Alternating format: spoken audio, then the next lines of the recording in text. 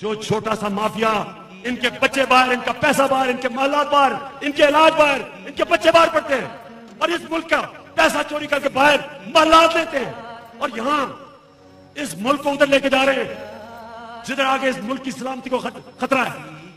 जो मकरूज मुल्क होता है, मेरे पाकिस्तानियों याद रख लो, वो आजादी खो बैठता है, वो आजाद नहीं रह सकता।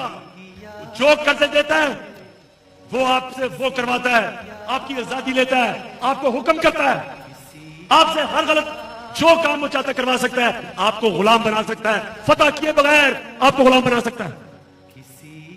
मैंने तब फैसला किया पॉलिटिक्स में आने का। मैंने 96 में पार्टी बनाई, 96 से लेके जद्दोजहद करता रहा।